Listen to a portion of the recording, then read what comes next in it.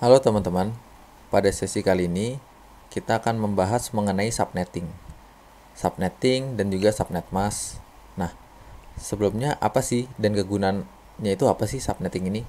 Seperti yang teman-teman lihat di sini, misalnya dalam satu buah jaringan itu kita membutuhkan eh, divisi training itu butuh 32 komputer yang terhubung. Divisi medis butuh 90 komputer yang terhubung. Dan dari sisi developer ada 55 komputer yang perlu terhubung nih. Nah, tapi IP yang disediakan tuh seperti ini IP-nya.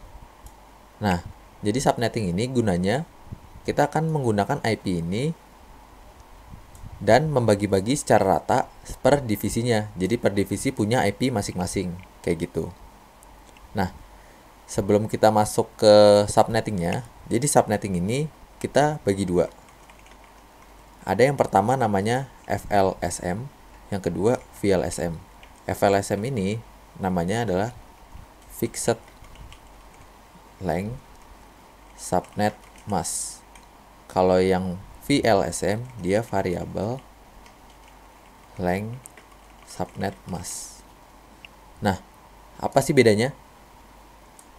FLSM ini dia itu sesuai namanya aja, dia fix. Jadi semua banyaknya subnet atau banyaknya IP yang tersedia itu akan sama. Sedangkan VLSM itu variabel, berarti tergantung dengan PC yang dibutuhkan. Gambaran besarnya ini seperti ini aja. Terus cara ngitungnya mereka berdua ini sama. Nah, jadi habis ini saya akan menjelaskan bagaimana cara kita ngitung FLSM dan juga VLSM. Tapi sebelum kita masuk ke perhitungannya, saya akan memberitahu dulu. Dari tadi kita ngomong subnet. Subnet itu apa sih? Subnet itu di mana gitu kelihatannya. Nah, sebenarnya teman-teman dari tadi udah lihat IP itu adalah dari 192 sampai 0 aja nih. Sedangkan yang /24 ini disebut subnet mask.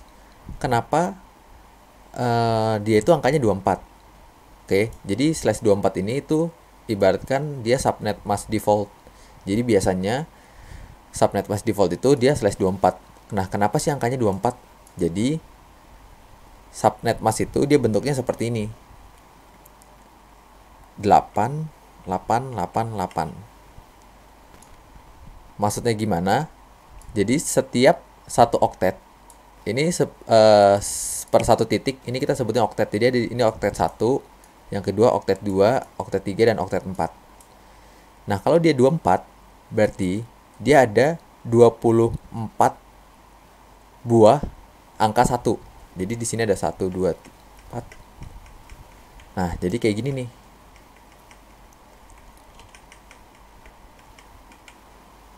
Jadi kalau /24 dia bentuknya kayak gini. Ada 24 buah yang angkanya 1. Di sini 8, 1 oktet. Ini 8 juga dan di sini 8. Nah, ini kan masih berupa bilangan binary nih, 1 dan 0. Kalau yang ini berarti sisanya 0 semua ya, karena dia nggak ada angkanya. Kecuali /nya 32, berarti dia ada angka satunya ada 32. Berarti dari ujung sampai ujung.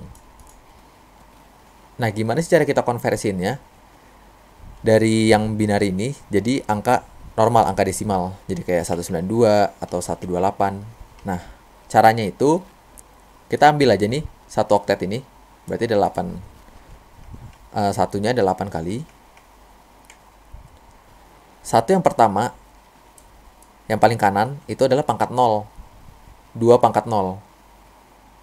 Selanjutnya 2 pangkat 1, 2 pangkat 2, 2 pangkat 3, 2 pangkat 4, 2 pangkat 5, 2 pangkat 6, dan 2 pangkat 7. Kalau dia angkanya 1, berarti dia punya angkanya. Kalau dia nggak ada satunya, berarti dia nggak ada angkanya. Ini kan berarti 1 semua. Berarti cara hitungnya 2 pangkat 7, yaitu 128, ditambah 2 pangkat 6. 2 pangkat 6 itu 64. Ditambah 2 pangkat 5. 2 pangkat 5 32. Itu tinggal dibagi 2 terus aja ya. 18 bagi 2 64. Bagi 2 32. Dan seterusnya nih. 16 tambah 8 tambah 4 tambah 2 pangkat 1 2. tambah 2 pangkat 0 yang terakhir ya. 2 pangkat 0 itu berarti 1.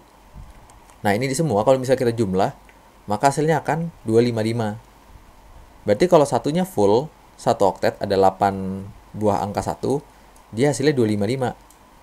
Nah, berarti teman-teman udah bisa lihat nih, ini bilangan desimalnya jadi berapa?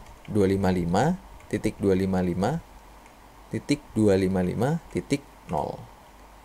Berarti kita tahu nih kalau subnet masknya /24, dia desimalnya seperti ini ya.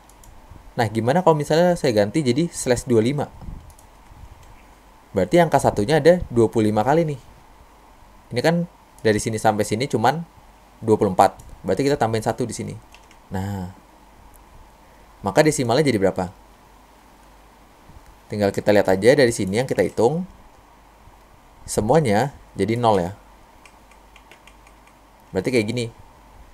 Berarti 2 pangkat 0-nya nggak ada, 2 pangkat 1-nya nggak ada, dan seterusnya. Yang ada cuman paling ujung, yaitu 2 pangkat 7. 2 pangkat 7 itu 128. Berarti dia cuman 128 subnet masknya. Seterusnya, kalau misalnya kita ini cuman jadiin /26, berarti satunya nambah lagi nih. Berarti 128 ditambah 64. Berarti dia jadinya 192 subnet masknya. Nah, kayak gitu. Untuk sesi kali ini segitu aja untuk pengenalan si subnet masknya. Nextnya kita akan masuk ke dalam ngitung FLSM ya. Semoga teman-teman mengerti sampai saat ini. Terima kasih.